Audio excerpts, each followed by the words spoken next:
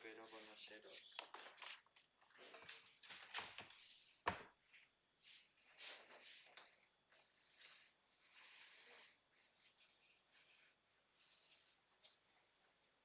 No, sí, váyanse donde quieras.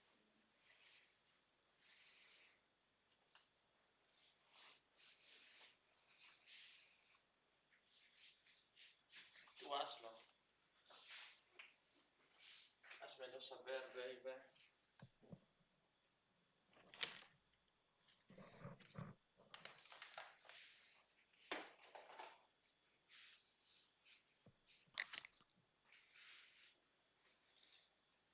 Qué lindo, toma nota de la mañana.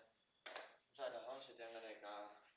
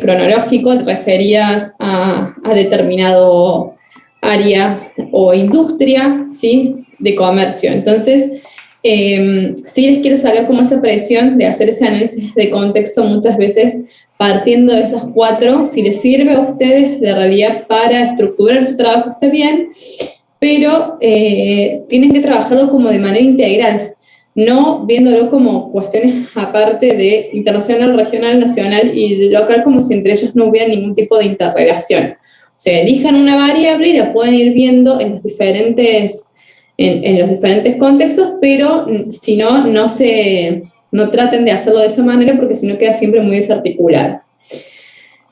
Con respecto al regionalismo, nosotros vamos a partir en esta primera parte, déjenme ver si lo puedo ir pasando, ahí está, en diferentes áreas temáticas. Belén, hay bastante gente en sala de espera, veo, si los podés admitir, te lo agradezco. No me sale, a mí me sale cero personas. A ver, qué raro. A ver, ¿cómo admitir? Deberías poder ver, a ver.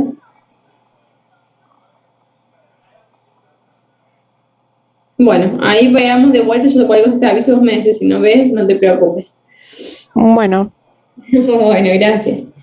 Bueno, nosotros siempre que partimos de hacer un análisis dentro del ámbito de las ciencias sociales, recordemos que comercio exterior es una rama del comercio internacional. El comercio internacional es un área de estudio dentro de las ciencias económicas, y las ciencias económicas son, ¿sí?, una disciplina dentro del marco de las ciencias sociales. Es decir, nosotros no estamos en las ciencias exactas. Es por ello que nosotros todo el tiempo, ¿sí?, vamos a ir trabajando sobre conceptos teóricos, marcos conceptuales, marcos teóricos. Conceptuales es cuando yo trato de definir determinado concepto en aras de después poder lograr hacer un análisis subsiguiente. Un marco teórico es cuando yo tomo directamente una teoría y en base a esa teoría yo trato de hacer una construcción lógica en la presentación del pensamiento. ¿Sí? En las ciencias sociales nosotros trabajamos, como les dijo el profe en esa primera clase, con diferentes ideologías, y esas ideologías nos posicionan en diferentes paradigmas, y esos paradigmas son los que guían nuestras áreas de estudio. Es por eso que cuando nosotros empecemos a hacer los análisis y cuando ustedes hagan y seleccionen las variables de análisis para el análisis de contexto, es que ustedes sí o sí nos van a tener que situar o decir cuál es la fuente, de dónde sacan esos conceptos teóricos de los cuales ustedes van a desarrollar. Porque no para todos los paradigmas significa lo mismo, por ejemplo, el concepto de economía, o el concepto de bienestar, o el concepto de comercio. Entonces nosotros tenemos que siempre identificando desde dónde nos paramos para decir o comunicar tal o cual y argumentación que nosotros vamos a presentar. En 3 pasos, ¿sí? En un primer momento, bueno, como les dije, ahora vamos a empezar con determinados conceptos que son sí o sí necesarios para que ustedes los tengan, los sepan y sean las herramientas con las cuales después nosotros trabajemos en el análisis del regionalismo. Después, la verdad es que vamos a ver diferentes procesos de integración. No obstante, lógicamente no nos podemos ver una escala global porque el tiempo es limitado, la materia es finita, entonces vamos a tomar los que son, digamos, los más relevantes actualmente, en el contexto actual, para nuestra área de estudio. Es decir, lógicamente nos tenemos que parar desde el Mercosur y después proseguir y vamos a trabajar con la Unión Europea, porque hoy en día, y dado principalmente el conflicto entre Ucrania y Rusia, el escenario, ¿sí?, de las alianzas estratégicas ha cambiado a nivel internacional.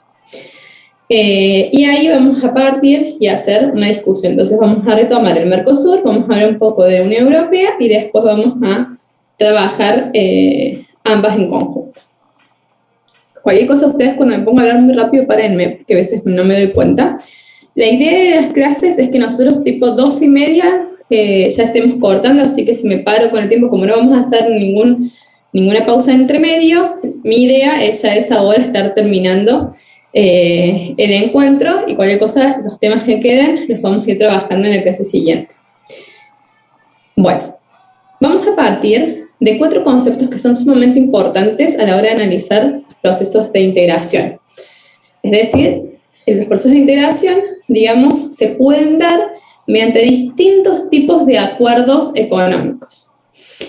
Estos que les voy a presentar son casos puros, es decir, son conceptos desarrollados de manera teórica, pero que no siempre en la práctica, ¿sí?, podemos ver que realmente ocurran de esa manera. Entonces, nosotros tenemos la zona de libre comercio, la unión aduanera, el mercado común y la unión económica. Esta lista la tienen que ver como una lista en realidad ascendente de compromisos sociales. La zona de libre comercio, la que menos compromiso tiene con el resto de las medidas que vamos a hacer. Me voy a poner el anotador para ir ayudándolos un poco.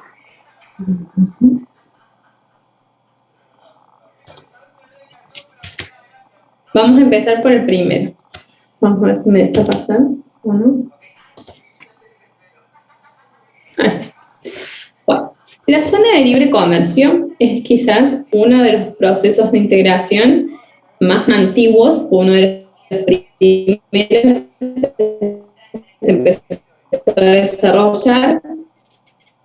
Si bien teóricamente estos son tipos de asociaciones que se vienen generando desde mucho tiempo atrás, pero que lógicamente van a necesitar al Estado-Nación, ¿sí?, como el actor principal de los mismos. La zona de libre comercio, según si todos leemos lo que dice la Filmina, habla de que todos los miembros de ese grupo van a eliminar los aranceles a los productos de los otros miembros que constituyen ese mismo grupo. Entonces, nosotros tenemos, y ahora sí, voy a pasar al anotador, nosotros tenemos país A, país B, digan si se ve o tenemos que, país C. Y tenemos, por ejemplo, el país D. Estos 3 países crean una zona de libre comercio entre ellos. Es decir, que todos los aranceles van a ser o reducidos o eliminados entre A, B y C. No así los aranceles de B con D, o de C con D, y de A con D, ¿sí? Entonces, los aranceles de B, que B le pone a D para los productos que vayan a ingresar a su país, es completamente independiente de los aranceles que C le va a poner a ese país.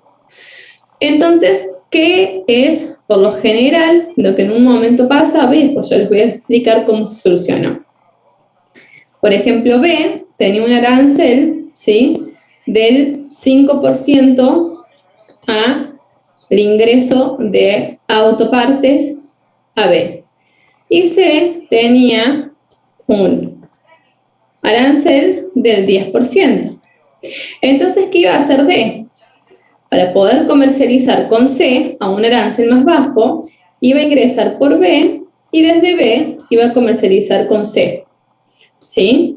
Y desde B se iba a generar esa importación hacia C de los mismos productos que antes D hacía directamente por C. ¿Por qué? Porque los aranceles ingresando por B son mucho más baratos y entre estos, entre esta zona, se han disminuido o eliminado los diferentes aranceles. Este problema se llamaba el problema del transbordo, que aunque ustedes no lo crean, hasta el día de hoy, cada vez que se abre una zona de libre comercio, está presente en las negociaciones, ¿sí?, lo que se denomina el certificado de origen. El certificado de origen, ¿sí?, va a determinar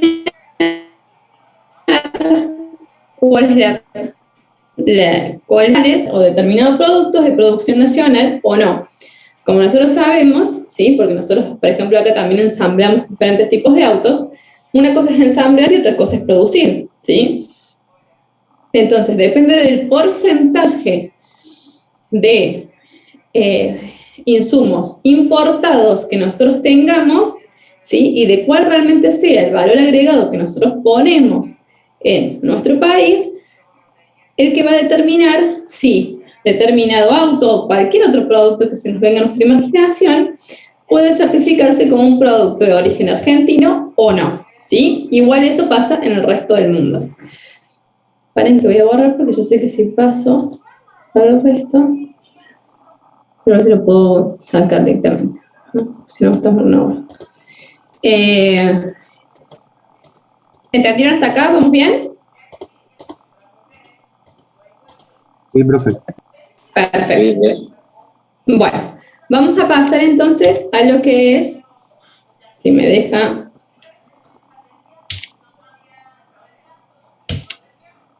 ahí está. Vamos a pasar al tipo puro, digamos, de mayor compromiso actual, que es la unión aduanera. La unión aduanera significa que no solamente se van a eliminar todos los aranceles, como había pasado entre los países A, B y C, entre esos mismos países, digamos, se eliminan o disminuyen, ya después vamos a volver a retomar este concepto, sino que aparte de eso, ¿sí?, toman una política comercial externa común, ¿sí?, en relación a los no miembros. Entonces, ¿esto qué hizo? Es que A, B, como las había puesto antes, y C no solo las disminuyeron o las eliminaron, sino que aparte actúan como bloque, ¿sí?, para D. Entonces ellos todos en conjunto tienen que acordar cuál va a ser el porcentaje, cuál va a ser, digamos, el arancel común que le van a cobrar los productos de D, o si van a ser eliminados, ¿sí? Este arancel externo común, acá, que se pondría acá, fue una de las principales herramientas utilizadas, ¿sí?, para ir, muchas veces, cuando los estados no se ponen de acuerdo para lograr realmente una unión aduanera, porque es algo muy complejo, esto estamos viendo como muy simple, pero son cuestiones muy complejas a la hora de ponerse de acuerdo cómo se va a desarrollar una política comercial común, es que existen las zonas de libre comercio imperfectas y las uniones aduaneras imperfectas, ¿sí? Entonces, cuando se establece una zona de libre comercio, puede que traten de generar algún tipo de acuerdo sobre determinados bienes o servicios que son estratégicos para los países miembros, así como uniones aduaneras perfectas en donde no pueden generar un arancel común, externo común, perdón, para todos los productos de todos los países del mundo, sino que van tomando, por ejemplo, con otras regiones o haciendo diferentes acuerdos con países determinados. Esperen que tengo que sacar esto para poder pasar. Seguidamente tenemos de vuelta el mercado común, que este puede sonar mucho porque nosotros, el Mercosur se llama Mercado Común del Sur, y fíjense que implica la eliminación de todos los aranceles entre los países miembros, como lo veníamos viendo en la zona de libre comercio, la adopción de una política comercial externa común, como lo vimos en la unión aduanera, pero fíjense que también se produce la eliminación de todas las barreras de los movimientos factoriales que se producen entre ellos. Ahora bien, yo les pregunto a ustedes, ¿cuáles son los movimientos, cuáles son los factores de la producción? A ver si ustedes, como ingenieros industriales, se acuerdan. ¿Qué se les viene a la mente? Hombre, máquina, material. Bueno, ahí vamos, perdón, estaba borrando acá. Muy bien, el hombre vendría a ser el factor trabajo, ¿sí? Al hombre lo medimos como factor trabajo, que son quienes trabajan. Después dijiste la maquinaria. La maquinaria lo podríamos medir como el factor tecnológico, ¿sí? Después, ¿qué otro tipo de recursos? ¿Dijiste algo? ¿Materia? No sé qué dijiste. Sí, materia prima. Material lo podríamos tomar como los recursos naturales, ¿sí? Entonces tenemos tecnología,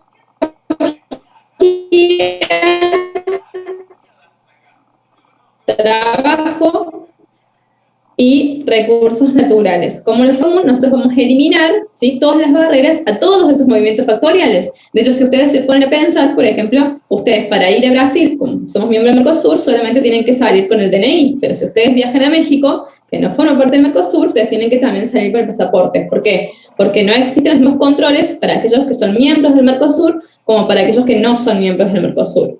Si lo pensamos en términos, por ejemplo, ahora que ustedes están por recibir y que van a lograr el título, ¿sí?, de ingenieros industriales, con este título de ingenieros industriales, ustedes forman parte de un factor de la producción y por tanto también podrían desarrollar o homologar ese título que tiene validez dentro del Mercosur e ir a trabajar a Uruguay, a Paraguay o a Brasil sin ningún otro tipo de trámite. En cambio, si ustedes tienen que, por ejemplo, homologarlo para irse a trabajar a Europa, ya sí necesitan esa homologación, pero de otros actores internacionales que tienen que realmente validar si su título sirve, según los conocimientos que ustedes han adquirido, para trabajar en otras partes del mundo, ¿sí? ¿Por qué? Porque no formamos parte de este mercado común. Eso eso significa que hay una disminución de sus controles internos. Por tanto, muchos de ustedes quizás tengan el pasaporte de europeo y cuando viajan a Europa, ustedes pueden transitar libremente simplemente con ese pasaporte europeo, mientras que si viajan con un compañero que no lo tiene, él tiene que hacer todos los controles migratorios cuando entre y sale de los países. Lo mismo si ustedes tienen que viajar a Estados Unidos, el que tiene el pasaporte europeo, como tienen convenio, no necesita tener la visa, en cambio el que no lo tiene sí.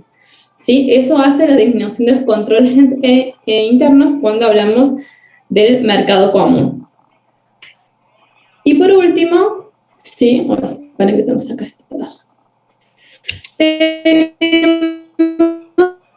lo que es la unión económica.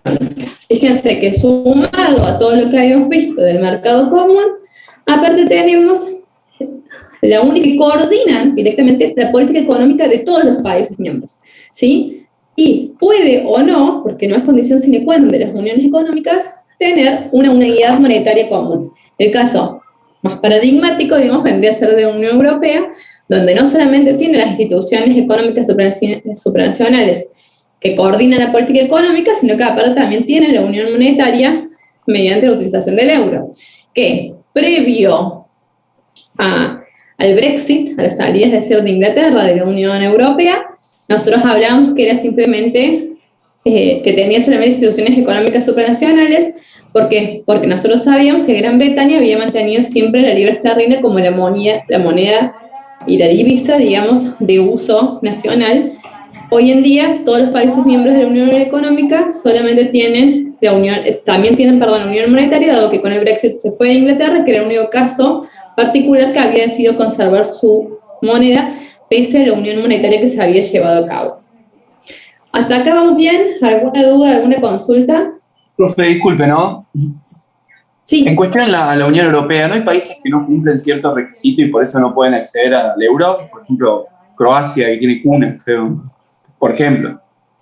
Bueno, la Unión Europea, si bien nosotros no la vamos a trabajar en detalle, yo les vuelvo a decir que acá nosotros estamos viendo los casos puros, digamos, los conceptos teóricos. Lógicamente, en la práctica, todos estos conceptos duros van cediendo, ¿sí?, a las diferentes realidades, porque una cosa es la teoría y otra cosa es la práctica. Por eso les decía que había mercados comunes imperfectos, en el caso del Mercosur sigue siendo un mercado común imperfecto, y la unión económica como en sí misma, si nosotros nos vamos a trabajar sobre la Unión Europea, también es un caso paradigmático. ¿Por qué? Porque en realidad una vez que nosotros generamos instituciones económicas supranacionales, a la hora de poder o querer o que otros estados se presenten para adherirse, ¿sí?, a la Unión Europea, tienen que pasar por diferentes requisitos.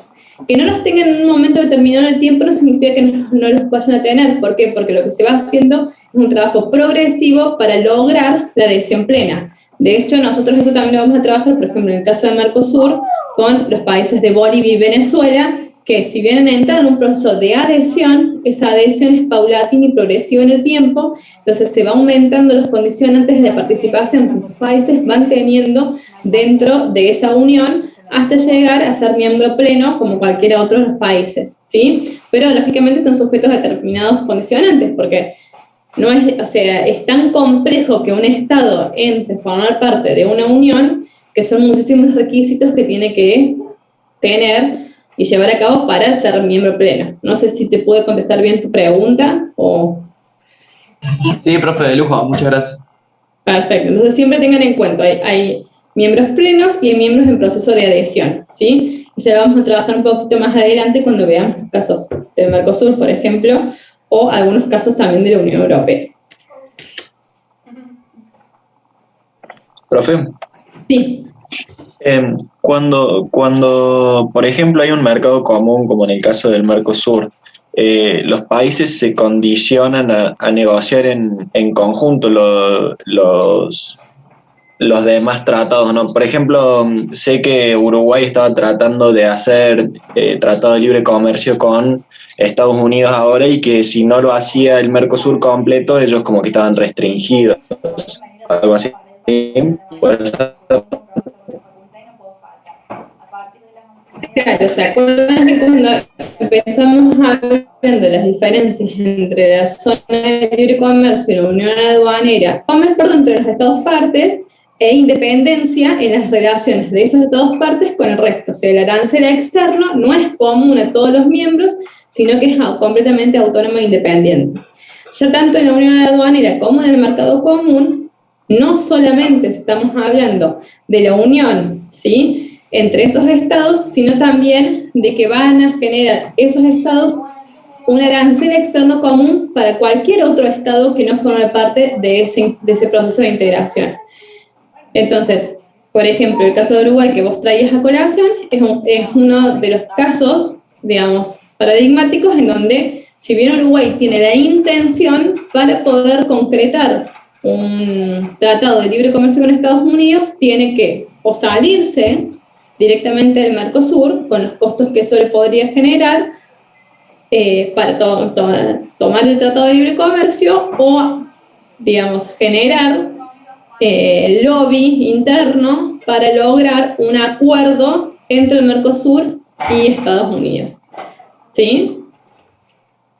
Perfecto, o sea que, claro, se restringe a tomar la decisión todo en conjunto, todo el grupo, todo el bloque. Claro, ahí ya vamos a ver algunas cuestiones fundamentales, pero entre esas está la delegación de soberanía, es decir, hay una parte de la soberanía nacional que es dada a estos organismos supranacionales que surgen, y por lo cual un Estado pierde esa capacidad, por ejemplo, de firmar acuerdos de términos comerciales con otros países, dado que forma parte de una alianza, un conjunto de países mucho mayor.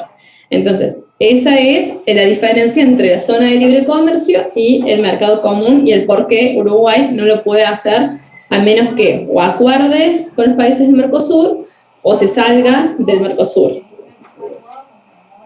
Perfecto, profe, gracias. Perfecto. Una vez que vimos los tipos puros, que ya los vamos a empezar a ver en términos prácticos, así como las preguntas que van surgiendo ahora con ustedes, vamos a ver el porqué de los procesos de integración.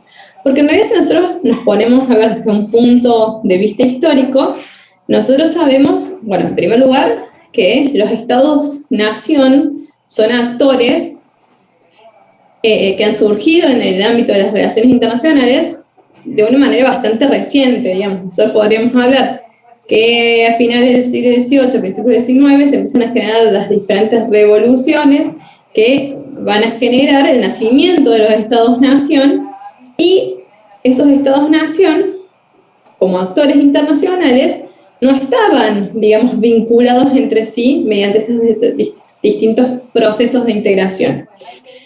Ahora bien, cuando nosotros analizamos las relaciones internacionales, las relaciones entre los diferentes estados-nación, nosotros siempre tenemos que tener en claro que hay una cuestión, digamos, sumamente trascendente, por decirlo así, en el ámbito de las relaciones internacionales, que es el poder, ¿sí? ¿Por qué los estados se asocian? ¿Por qué los estados no se asocian? ¿Por qué los estados toman diferentes posiciones o no? Bueno, nosotros en las relaciones internacionales lo hablamos en términos realistas, es decir, en los estados en el ámbito de las relaciones internacionales procuran lograr su supervivencia. Para lograr esa supervivencia tienen que tener un gran poder. Y ese poder tiene que estar dado por diferentes variables que le permitan, digamos, poder de manera autónoma tomar determinadas decisiones, ¿sí? Pero no son actores aislados, no es que cada uno de nosotros, de cada uno de los países pueda hacer lo que se quiere. ¿Por qué? Porque formamos parte de una comunidad internacional donde no solamente están los estados como actores fundantes de las relaciones internacionales, sino que tenemos otros, tenemos las organizaciones internacionales, tenemos, por ejemplo, los grupos de beligerantes, cuando surge un grupo de grupos guerrilleros que tratan de dividir o de generar, digamos, diferentes disputas dentro de un Estado, pero también son reconocidos como actores internacionales por las grandes repercusiones que generan dentro de ese sistema. Entonces, nosotros cuando analizamos el porqué de la integración, de manera teórica, decimos que se producen diferentes efectos que hacen esa integración y que hacen que esa integración sea interesante o sea, digamos, una oportunidad para los diferentes estados, porque si no, cada estado no se asociaría con nadie, quedaría solo en el mundo, y bueno, y en función de los factores de la producción que habíamos hablado, trabajo, recursos naturales y tecnología, tendría una posición de poder relativa con respecto a los otros países. Pero bueno, como hay grandes estados con gran territorio, gran tecnología, gran población, y una gran cantidad de recursos naturales, tienden a tener un poder mayor en las relaciones internacionales que otros, y entonces por esa razón tratan de dominar o generar las reglas fundantes, ¿sí?, de los otros estados. Entonces es así que para minorar ese poder de algunos estados de manera, digamos, relativa, es que se empiezan a producir estos procesos de integración para que los países que no tienen las mismas ventajas puedan, de alguna manera, tener una posición relativa similar al de estos otros estados, porque de manera individual no lo podrían hacer y tampoco tienen el interés de unirse y consolidar un solo estado. O sea, Brasil o Argentina nunca se les ocurriría decir, bueno, nos juntamos y somos un único estado entre los dos, que se llame Argentina, no sé. Sino que nos relacionamos, generamos acuerdos o tratados para mejorar nuestra posición relativa frente al mundo. Esta posición, lógicamente, se evalúa con distintas variables, así como cuando uno analiza los costos y oportunidades de abrir un negocio, bueno, los países hacen lo mismo. Y se produce mediante este análisis mediante dos tipos de efectos, estáticos y efectos dinámicos.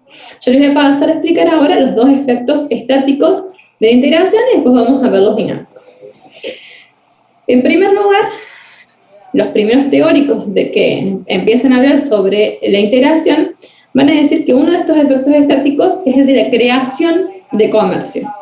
¿Qué vendría a ser la creación de comercio? Bueno, vendría a ser cuando de pronto, volvemos a los casos de A y B, ¿no? Y vamos a poner acá otro país que va a ser el D. A y B, antes, por ejemplo, no comercializaban, pero generan una integración, ¿sí?, entre ellos dos, con la disminución o eliminación de los aranceles. Entonces, por ejemplo, B ahora le empieza a vender zapatos a A, que antes no le vendía, porque A antes se los compraba esos zapatos a D, ¿sí? Entonces, ¿qué pasa? Los zapatos de D eran más caros y no eran tan buena calidad como los que son los zapatos de B. Entonces, ahora A, ¿sí?, se ha visto beneficiado. ¿Por qué? Porque le ingresan zapatos de mayor calidad y a un menor precio. Entonces, eso ha generado un aumento de bienestar. Después les explico por qué la palabra bienestar se les ha puesto en rojo. A diferencia de lo que es la creación de comercio como efecto estático, tenemos lo que es la desviación de comercio. Entonces nos posicionamos en el mismo escenario donde tenemos A y B, que antes no comercializaban, y ahora de pronto B le empieza a vender los zapatos a A, que antes A se los compraba D. Ahora, estos zapatos de B pasaron en realidad a estar más baratos porque hubo una eliminación de los aranceles. Entonces son más baratos y empezó a empezar a importar los zapatos de B. Pero estos zapatos en realidad no son de tan buena calidad. Son mucho mejor los zapatos, la calidad de D. Pero como los aranceles se mantuvieron igual para D, ¿sí? Entonces estos zapatos hoy en día son más caros que los que entran de A. Entonces ahí, en realidad, la población quizás elige comprarlos de B porque son más baratos, pero ha habido una disminución del bienestar, porque en realidad los zapatos de D eran los que realmente eran competitivos en ese mercado. Entonces, cuando se produce una integración, los estados partes, de alguna manera, hacen un análisis entre los efectos estáticos de esta integración para saber cuáles van a ser las oportunidades de creación de comercio y cuáles van a ser, digamos, aquellos bienes o servicios que se van a ver afectados por la desviación del comercio. Entonces, supondría que tendría que ser mayores los efectos de creación y no los de desviación los que llevaran a realmente hacer que los estados firmen o no ese acuerdo. ¿Vamos bien hasta ahí? ¿Alguna duda al respecto? No, profe, está claro. Bueno, perfecto, sigo entonces. ¿Por qué puse en rojo, mientras voy borrando le voy explicando? ¿Por qué puse en rojo la palabra bienestar? Porque en realidad volvemos a que la disciplina del comercio internacional y por tanto del comercio exterior son disciplinas que se basan en un análisis de las ciencias sociales. Entonces, el bienestar en sí mismo no es un cálculo exacto en donde nosotros realmente podemos determinar lo que el bienestar significa. Por tanto, lo que es el bienestar para un pueblo determinado puede no llegar a tener el mismo significado que para otro pueblo. Y esto en base a ¿qué? A las diferentes ideologías o paradigmas que guían, ¿sí?, las políticas macroeconómicas de determinados países. Entonces, por ejemplo, para darlos, los explico en casos a veces como muy burdos, pero es para que los puedan interpretar.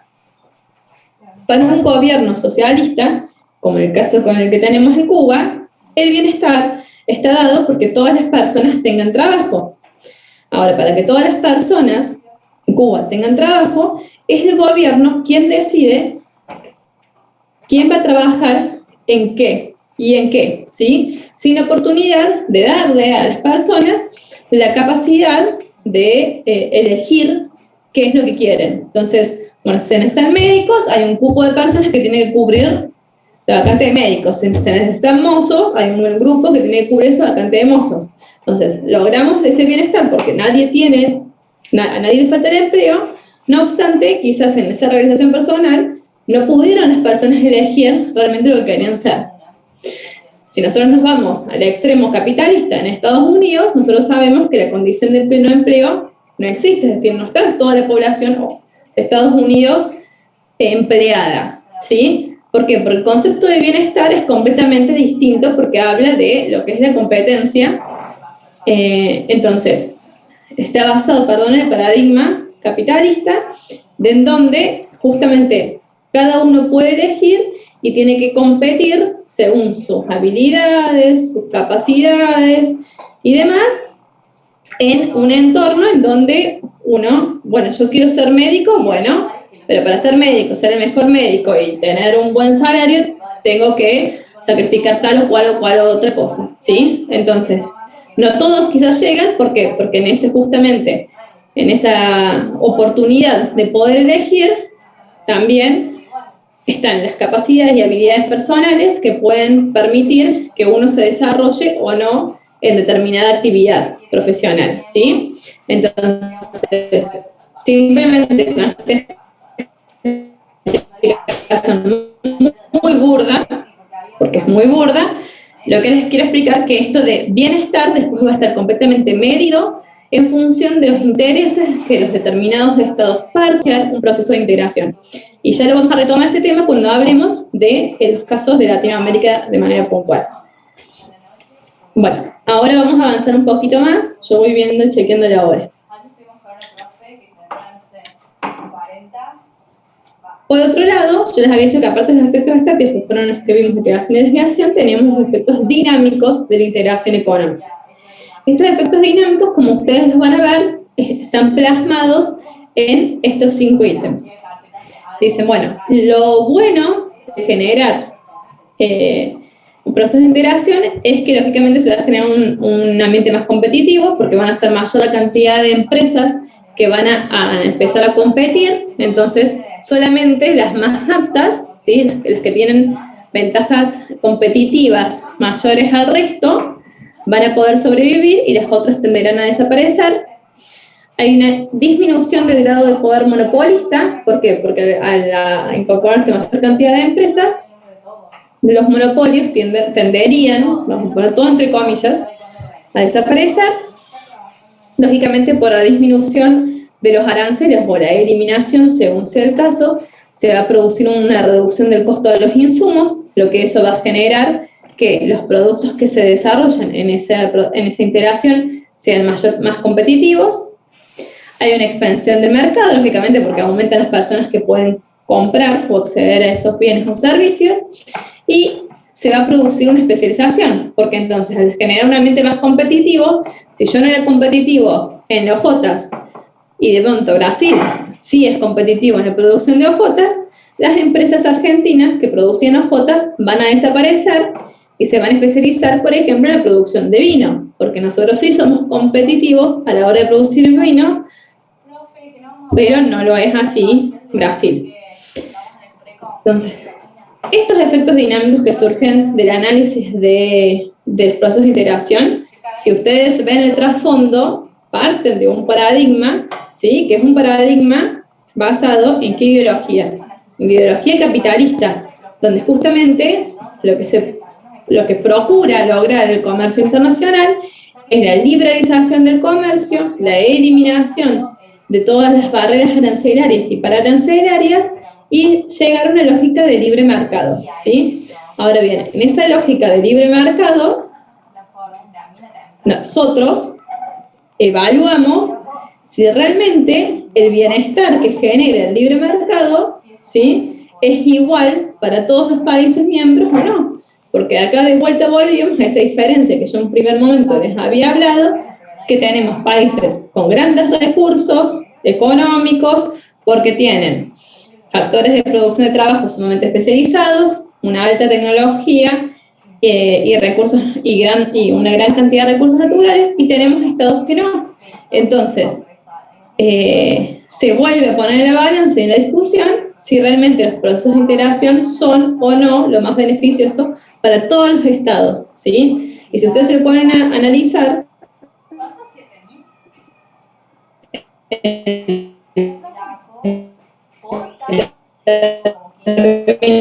de la integración, cuando el compañero hablaba recién del caso de los tratados de libre comercio con Estados Unidos, Estados Unidos, lógicamente, por el tamaño de su mercado, por productos, dije trabajo, creo que los dije todos, no me acuerdo si lo dije todo, ahora me agarré la duda. Bueno, puede generar el interés de otros estados pequeños firmar tratados de libre comercio. Ahora, si Argentina sola, Uruguay sale a decir, bueno, yo quiero firmar un tratado de libre comercio con, no sé, con cualquier otro país, por las características y condiciones que tiene Uruguay, no es un socio interesante para el resto de los países, ¿sí? Entonces depende de muchísimas otras variables económicas que hacen que un país pueda salir o no aisladamente a querer firmar tratados de libre comercio. De hecho, hoy en el mundo, los dos únicos países que de manera individual firman y tienen una gran cantidad de tratados de libre comercio hechos con otros estados de manera individual o con regiones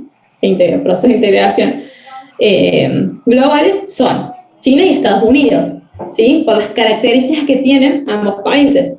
Pero eso no es una posibilidad para otros países más pequeños, porque no es interesante firmar un acuerdo, un tratado de libre comercio con Argentina en sí mismo, ¿sí? Los beneficios se los llevan los países mayores, los más grandes, y no así los más pequeños, que optan entonces por generar estos procesos de integración. Díganme si voy bien hasta acá. Partiendo de esas nociones teóricas, nosotros vamos ahora a pasar a analizar algunos digamos, cómo fue la evolución de los procesos de integración en América Latina.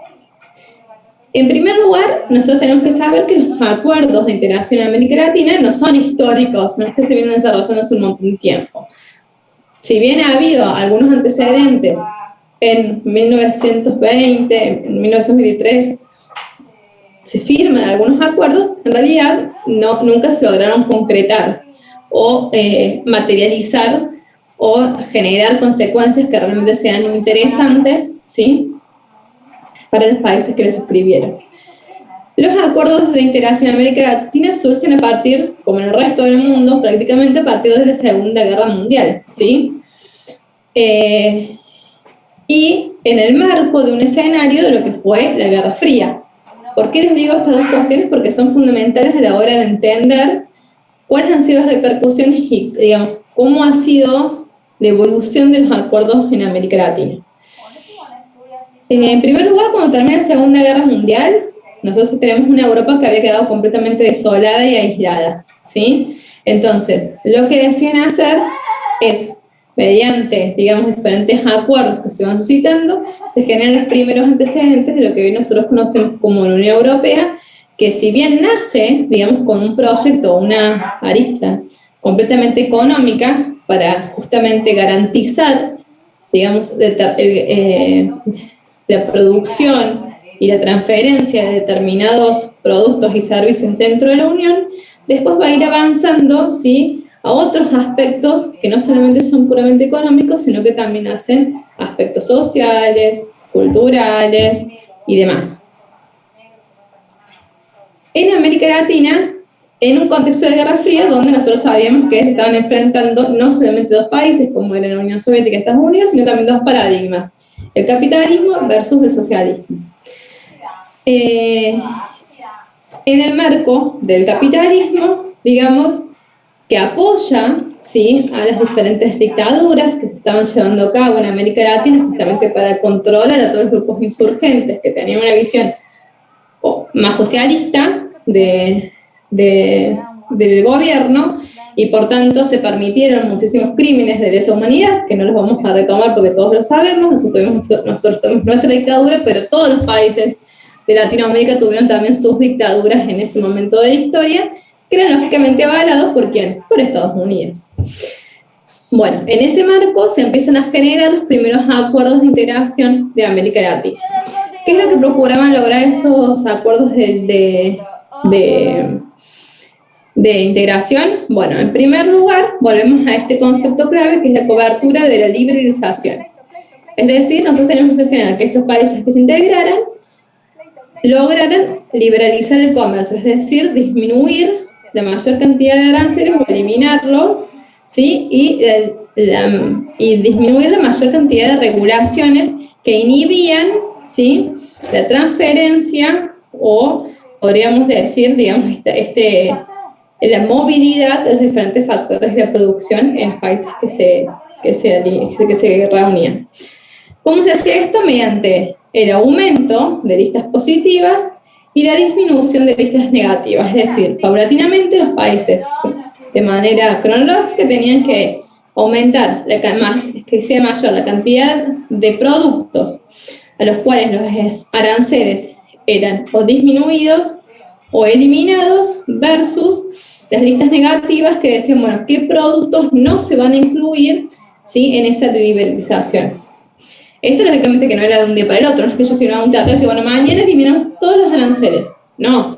¿Por qué? Porque los países también tenían sus industrias estratégicas y que tenían que analizar esas cuestiones, tenían los grupos de interés, diferentes lobbies, en donde, por ejemplo, el ingreso de determinados productos podía dañar un área productiva. Entonces esto se hacía cronológicamente y paulatinamente. De hecho, nosotros firmamos el Tratado de Asunción en 1991 y hasta el día de hoy nosotros no podemos hablar de una plena eliminación de todos los aranceles comunes que hay entre los países que forman parte del mercado común. Lógicamente, para estas listas positivas tiene que haber mayor reducciones arancelarias con tendencia a su eliminación. Uno de los factores claves que nosotros vamos a ver tanto en la Comunidad de Naciones como en el Mercosur va a ser la ausencia de los servicios en los acuerdos. Si nosotros hoy nos ponemos a analizar, ¿sí?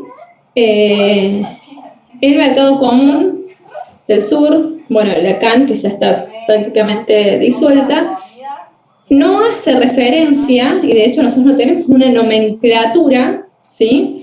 En donde se establezcan los diferentes aranceles que a los diferentes servicios. Mientras que si nosotros nos ponemos a ver cuál es el área de mayor crecimiento, ¿sí?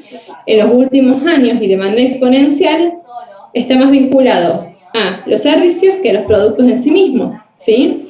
¿Por qué? Porque nosotros somos grandes exportadores de servicios de software, pero la mayoría de esos servicios de software no logran todavía realmente tributar lo que tendrían que tributar, ¿sí? ¿Por qué? Porque nunca se pensó, nunca se lo desarrolló y por tanto todo lo que no está prohibido está permitido según el artículo 19 de la Constitución, y como no está establecido realmente cómo tiene que ser la exportación de servicios, es un área que todavía queda en un gris, digamos, para no solamente para Argentina, sino para el resto de los países de Mercosur y de América Latina.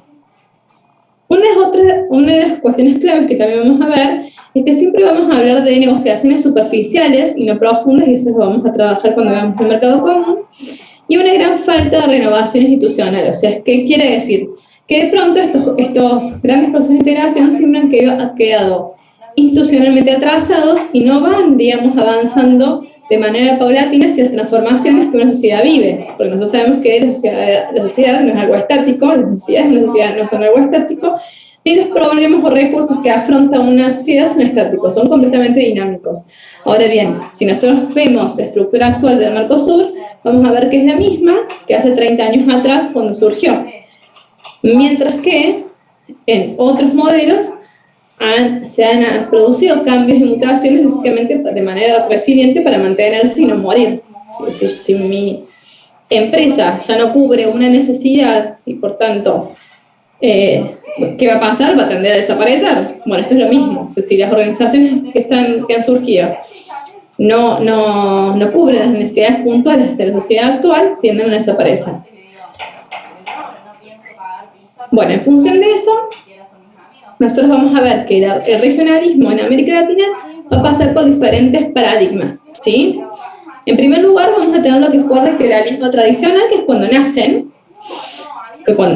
nacen cada uno de estos procesos de integración, principalmente el mercado común y la CAN. Que vamos a hablar de que se van a producir tres fenómenos.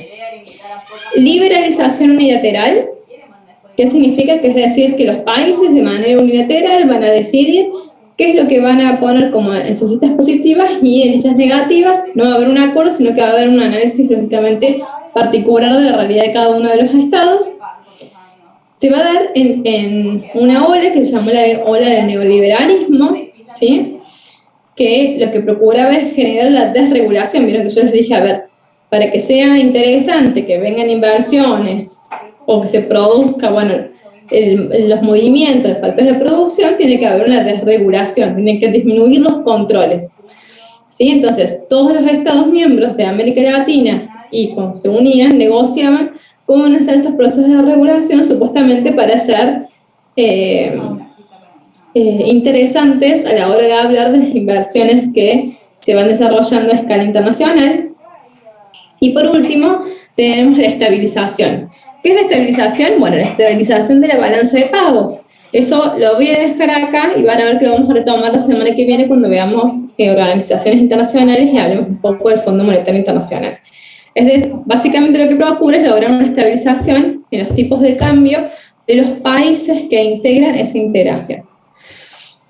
Ahora bien, de este regionalismo tradicional, que fue el que se llevó a cabo entre las décadas de los 80 y principalmente, entre la década de los 80 y inicios de la década de los 90, que fue cuando se da inicio al Mercado Común del Sur y a la CAN como los dos actores o procesos de integración más importantes que tuvo el Cono Sur, pasamos a otro paradigma que es el del regionalismo abierto. Fíjense que acá, bueno, ya vamos a hablar de otros, no vamos a ir punto por punto, esto ustedes ya lo tienen en los archivos que yo les fui subiendo en el aula virtual, pero vamos a tomar algunos que van a ser los que después vamos a ir trabajando. Fíjense que, por ejemplo,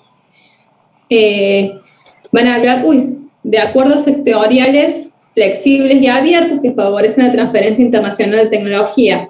En ese sentido, como yo les decía, a pesar de que se generen estos acuerdos, nosotros seguimos teniendo una posición relativa con respecto a determinados factores de producción mucho menor que otros estados, ¿sí? Por ejemplo, el de tecnología. Entonces vamos a ver que hasta el día de hoy, cuando nosotros nos sentamos a negociar en el Banco Mundial, en el Fondo Monetario Internacional o en la Organización Mundial del Comercio, siempre vamos a hablar de la necesidad de que otros países que tecnológicamente están más evolucionados favorezcan esa transferencia de tecnología para países en vías de desarrollo como los nuestros. Vamos a también ver que van a, de manera gradual, trabajar en estos aranceles externos comunes, que era una de las preguntas que me había traído uno de sus compañeros. En realidad no fue tan fácil y no es tan fácil hasta el día de hoy, dado que las necesidades y realidades de todos los países miembros, por ejemplo el Mercosur, son completamente dispares. Hay un texto muy lindo que después si lo quieren buscar, o yo trato de pasárselos ahora por Telegram, dice que el Mercosur no puede como trascender en el tiempo porque está compuesto por un elefante, un ratón y 2 hormigas, ¿sí? Entonces, lógicamente, la posición relativa de Brasil frente al resto de los países del Mercosur es mucho mayor. Entonces tiene y puede, ¿sí?, decidir unilateralmente muchísimas otras cosas que los otros estados no pueden hacer.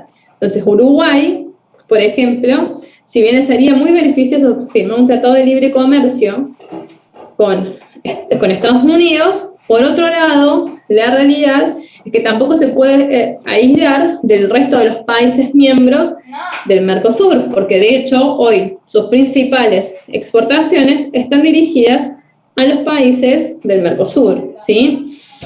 Entonces, muchas veces ese peso relativo influye de manera determinante en, bueno, cómo es que nosotros generamos estos aranceles externos comunes y qué es lo que más nos conviene. Y una de las cuestiones que vamos a retomar en la próxima clase está vinculado a este ítem que dice facilitar la convertibilidad de las monedas, convenios de pago apropiados, infraestructura y bajar los costos de transacción.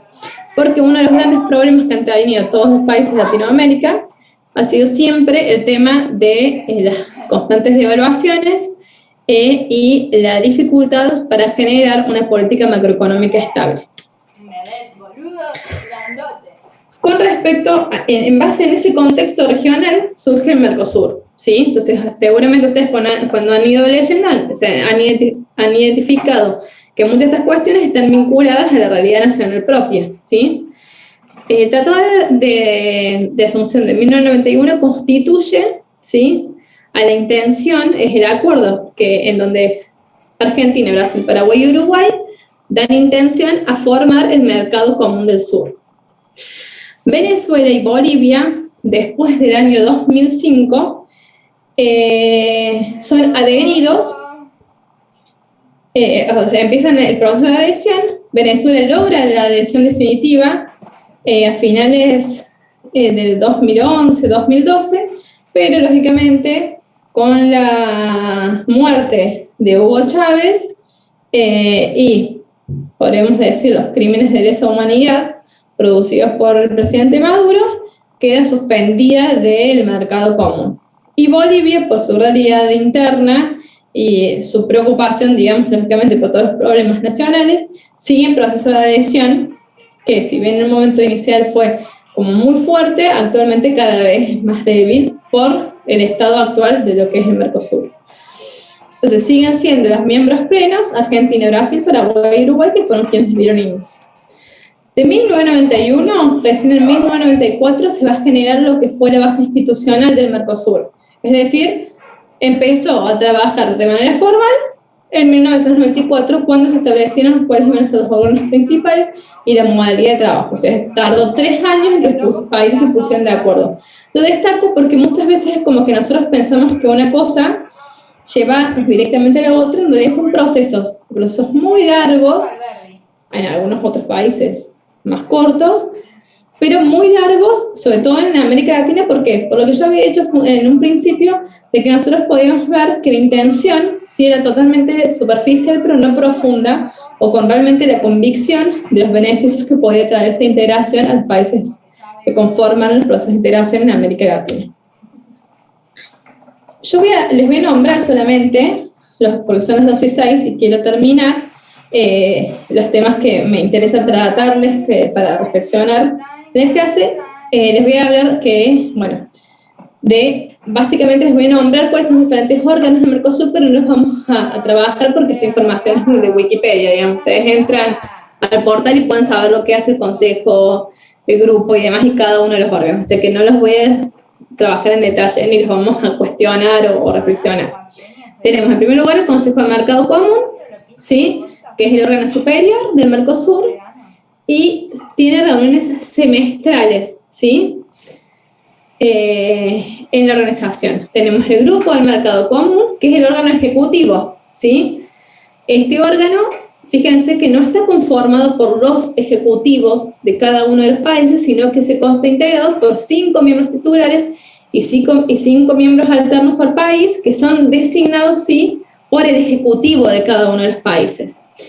Y estos tienen reuniones trimestrales y son los que generan las regulaciones que pasan a ser obligatorias para todos los Estados miembros de la organización. Después tenemos la Comisión de Comercio. Fíjense que se reúne todos los meses y vela por aplicación de todos los instrumentos que se hayan llevado a cabo o acordado en la política comercial, tanto en los aranceles externos como en la generación de las listas positivas versus las listas negativas que nosotros habíamos hablado.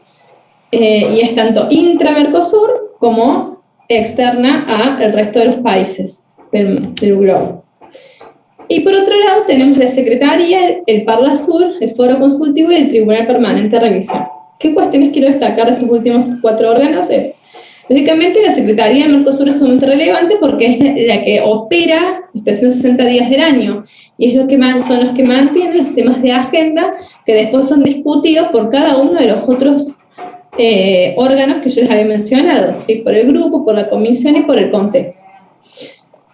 Por otro lado tenemos el Parlasur. El Parlasur fue creado recientemente, fue creado en el siglo XXI, que tenía la intención de ser un parlamento, ¿sí?, en donde se tomaran las decisiones vinculadas a otras cuestiones que no eran de interés solamente económico, pero que hacen al interés social, cultural y demás, de toda la comunidad de los estados que conforman el Mercosur, ¿sí?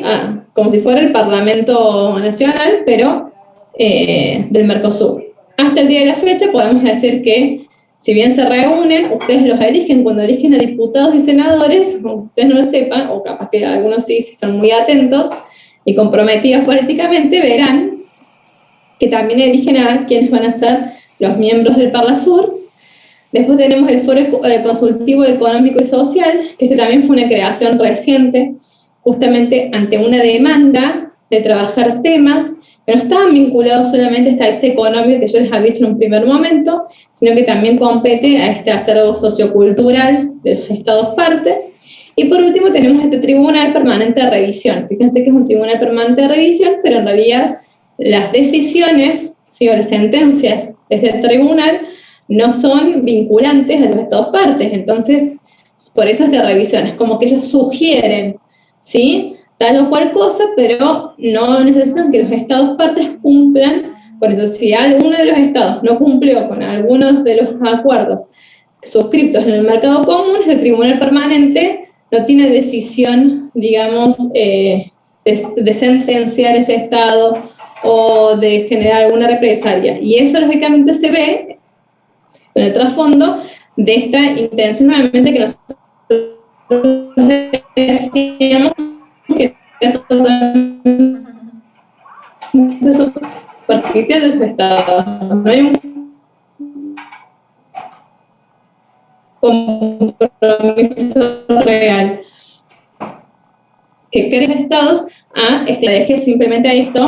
Bueno, todos ustedes nacieron más o menos entre el 2000 y el 2001, habrá algunos un poquito antes, pero bueno, justamente en la clase del martes lo retomamos, porque quizás ustedes no se acuerdan porque fueron muy chiquititos de lo que fue el movimiento, o lo estudiaron en el colegio, del movimiento del giro a la izquierda que se produce, ¿sí? A finales de la década de los 90 y a inicios del siglo XXI, cuando una vez que el paradigma neoliberal que se había desarrollado en todos los países, acá en Argentina de manera particular, en el gobierno de Carlos Saúl Menem, genera las grandes crisis económicas, en nuestro caso era del 2001, que llevó, lógicamente, a, por ejemplo, a la devaluación de la moneda, después de 10 años de manutención de la ley de tipo de convertibilidad, que aparejaba $1 un peso, por las consecuencias que esa ley de convertibilidad había traído en términos económicos, es que se genera en el 2001 la gran crisis económica y social en nuestro país, y también se suscita eso en otros países de América Latina. Entonces eso lleva a generar este partido elegidos por el pueblo y pasan a ser elegidos todos gobiernos que podríamos decir de izquierda, ¿sí? Por eso se llama el giro a la izquierda. En Brasil tuvimos a Lula da Silva, en Argentina a Héctor Kirchner, en Bolivia a Evo Morales, en Ecuador a Correa. Estoy tratando de pensar en todos. Bueno, a Evo Morales en Bolivia, dije, y a Chávez en Venezuela. ¿Sí? Todos estos gobiernos que se generaron este movimiento de izquierda, es como que de pronto sí quieren vincular y asociar a los diferentes estados latinoamericanos, no solo en áreas comerciales, sino también en áreas sociales, en infraestructura y demás. Entre esos se encuentra UNASUR, que fue generado principalmente por Lula da Silva, donde de pronto, en una primera instancia, digamos, en el 2007, cuando se le adjudica el nombre, ni Argentina, ni Uruguay, ni Paraguay se presentan, dado que es como que Lula da Silva, por el peso relativo que tenía como Estado dentro de la región, lógicamente hace esta propuesta de manera individual. Entonces, fue muy reticente los otros países del Mercosur para acompañarlo, no obstante en el 2008, ya cuando se firmó el tratado constitutivo lo generan, pero y entra en vigor en el 2011. Ahora bien, cuando todos estos gobiernos, por las grandes denuncias de corrupción y demás, abandonan, UNASUR se constituye en un único caso paradigmático de una organización que nace y que muere en el 2019, dado que era tan personalista a la persona de Lula da Silva que no pudo tener continuidad en el tiempo. Cuando por lo general, si nosotros analizamos en las relaciones internacionales, por lo general las relaciones cuando surgen no desaparecen. Los objetivos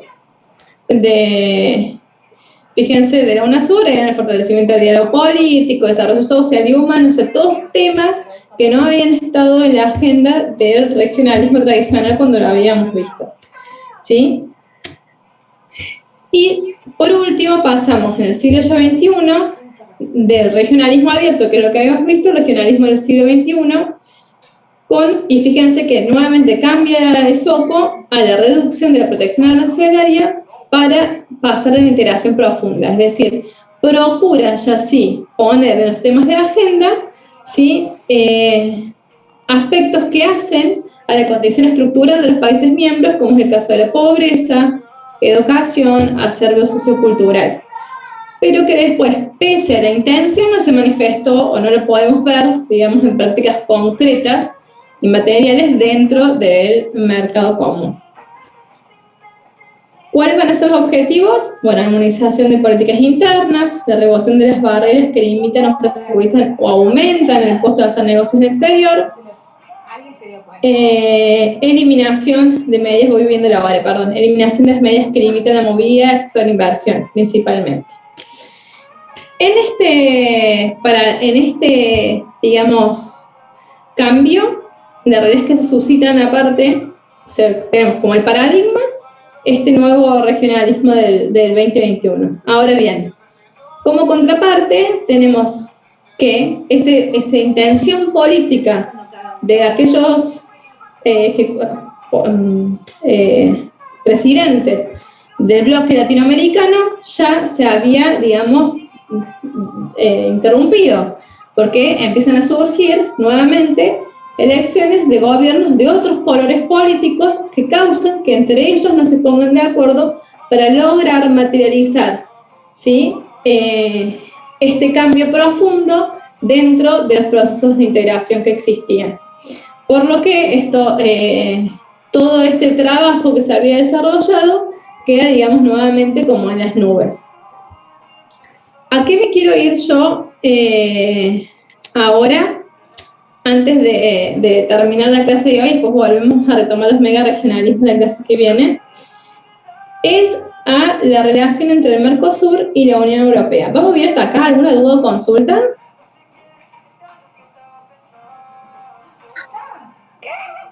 ¿O ya les aburre? No, profe, se entiende. Buenísimo, ya estamos terminando. Básicamente, ¿qué quería retomar? Nosotros, bueno, sabemos que desde la asunción de Macri, desde el año 18 hasta la actualidad, hasta el 22, primero, lógicamente, que analizamos dos cuestiones que son paradigmáticas en las relaciones internacionales, con dos hechos sumamente importantes, que va a ser, en un principio, el COVID, y actualmente la guerra de Ucrania y Rusia, que nosotros lo vemos como algo lejano, completamente lejano a nuestra realidad, pero aunque ustedes no lo crean, generan grandes consecuencias en nuestra realidad y también en el mercado común del sur. En el 18, o sea, cuando se producen los cambios de gobierno que giran a otros colores políticos, volvemos a ver la disrupción, ¿sí?, de la alianza entre los países miembros. Se vuelven a aseverar estas intenciones unilaterales o declaraciones unilaterales de todas partes. Entonces vemos a un Bolsonaro que directamente presenta de manera discursiva un montón de argumentos que dan muestra del poco trabajo integral que tiene el mercado común del sur, que en este momento, por ejemplo, da muestra de, como lo que decía el compañero, de la intención de Uruguay de firmar un tratado de libre comercio, con lo que eso repercutiría. De hecho, había hasta declaraciones del propio presidente argentino de decir que nosotros nos íbamos del Mercosur y salir después a decir 2 o 3 días después que no, que eso no iba a pasar. ¿Sí? ¿Por qué? Porque una cuestión es la parte política y los discursos políticos de los diferentes dirigentes de turno, y otra cosa completamente diferente es el accionar o el trabajo continuo que vienen desarrollando estos procesos de integración. Entonces siempre eso es como que hay que dividirlo y verlo en 2 puntos completamente separados. Lógicamente, a ver,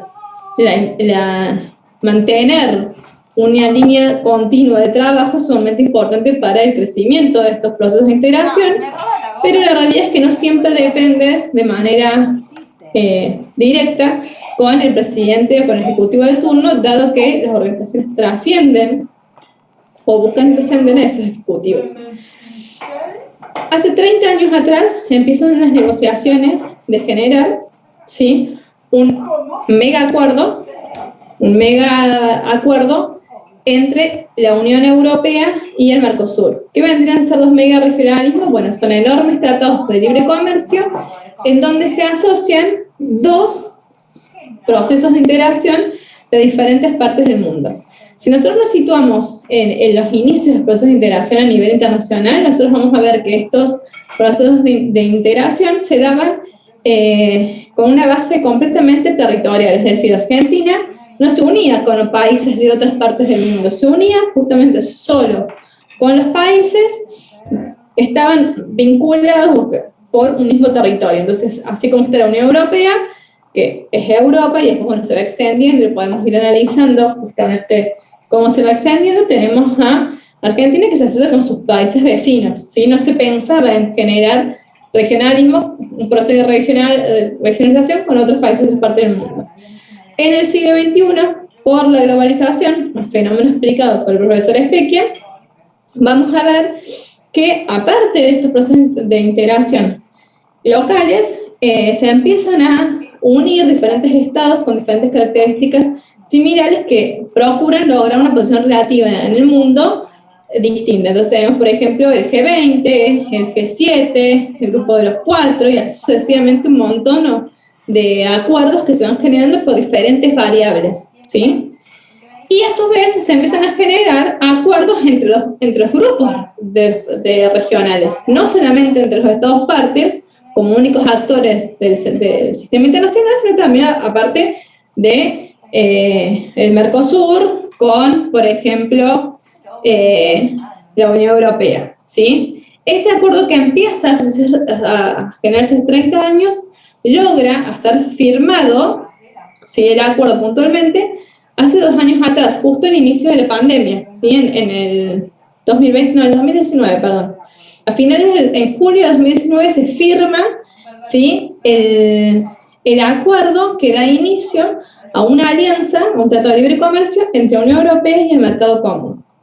Ahora bien, como nosotros sabemos, toda firma de un tratado internacional necesita aparte la ratificación de los estados partes, es decir, Argentina, Brasil, Uruguay y Paraguay, en el caso del Mercosur, de manera individual, tienen que ratificar, estar de acuerdo con ese tratado de libre comercio, ¿sí?, mediante un procedimiento interno. Es decir, se discute en el Parlamento se aprueba, el Ejecutivo lo aprueba y es publicado en el boletín oficial, y desde ahí pasa a ser ley o pasa a ser un tratado vinculante para nosotros. Lo mismo con los otros países.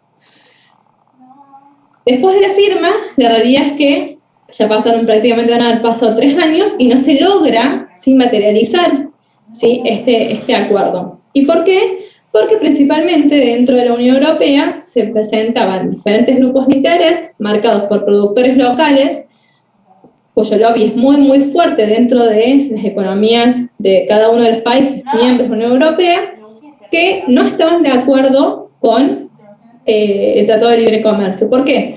Porque lógicamente para el sector industrial europeo tiene, digamos, es muy interesante y es muy beneficioso, pero para los productores locales de queso, hortalizas, commodities y demás, no, porque lógicamente nuestros productos son mucho más competitivos, ¿sí?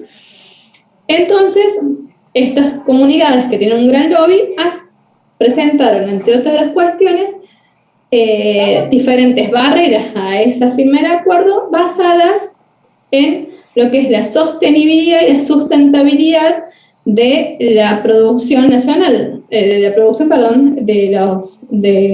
los países miembros del Mercosur. Entonces, por ejemplo, nosotros vamos a ver que en las cumbres del cambio climático y demás, todos atentan, por ejemplo, contra la política de Brasil frente a la tala indiscriminada del Amazonas, a la utilización de agroquímicos en la producción nacional, entonces que eso, digamos, repercute en la salubridad de la población y por tanto que los productos que ellos producen, como son orgánicos, son de mejor calidad y no van a ir en contra de la salud pública, ¿sí? En lo que hace, por ejemplo, enfermedades como el cáncer y demás, que son diferentes estados, particularmente los más fuertes, efectivamente, de la Unión Europea, como son Francia y Alemania, para no lograr la ratificación. Ahora bien, ¿por qué hago todo este escenario así, tan grande? Porque la realidad es que el conflicto entre Rusia y Ucrania, ¿sí?, ha llevado a que la Unión Europea vuelva a mirar el acuerdo con el Mercosur con un gran interés, y donde la provisión de alimentos hoy en día para Europa es mucho más importante que estar con la bandera del medio ambiente. ¿Y por qué? Porque como ellos se han posicionado lógicamente contra la intervención de Rusia a Ucrania, han cortado, ¿sí?, todas las relaciones comerciales con Rusia. Y por tanto se está produciendo un gran desabastecimiento de materias primas, que es lo que nosotros exportamos. Ustedes saben que Rusia es el principal, por ejemplo, exportador de trigo. Entonces, de hecho, compite con nuestra producción de trigo. Entonces, Nuevamente, si ustedes se ponen a googlear y a buscar noticias referidas, van a ver que para este año de manera puntual, la guerra de Rusia con Ucrania se presenta para nosotros como una oportunidad de lograr la ratificación por parte de la Unión Europea de el Tratado de Libre Comercio con el Mercosur. Entonces, fíjense cómo a veces nosotros condenamos de manera humanitaria diferentes conflictos, como este, porque la realidad es que desde el punto de vista humanitario para nosotros puede ser desgarrador y hay declaraciones y demás, y bueno, y todo lo que conlleva en el discurso político, pero en el accionar práctico, en realidad todas las embajadas del Mercosur, de los países miembros del Mercosur, hoy analizan cuáles son las oportunidades comerciales que esta guerra abre particularmente, dado que muchos han cortado las relaciones comerciales con Rusia. Entonces, discursivamente nosotros decimos estar en contra, pero en términos prácticos, lógicamente, es una oportunidad de negocio que se presenta. Entonces, cuando nosotros hacemos estos análisis de contexto, vemos que existen muchísimas realidades y variables que afectan, ¿sí?, al análisis que nosotros podemos desarrollar. Y era esto un poquito lo que yo quería traer a colación antes de terminar la clase. No sé si alguien quiere decir nada. Si no, veo que ya son las 2:30, así que, bueno, si quieren concluir y ponerse ustedes a buscar noticias y demás, bienvenido sea.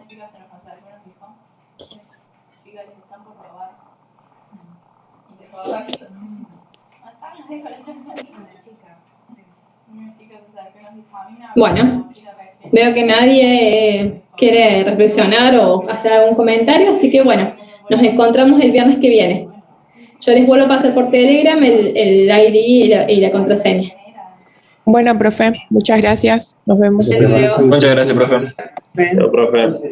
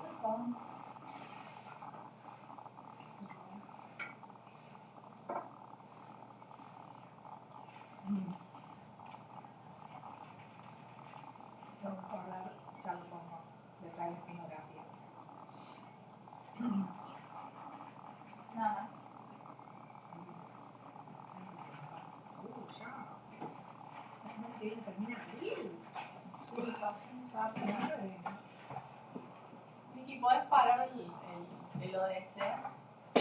¿O ves? ODS, ¿no? ¿Qué dijiste? El ODS.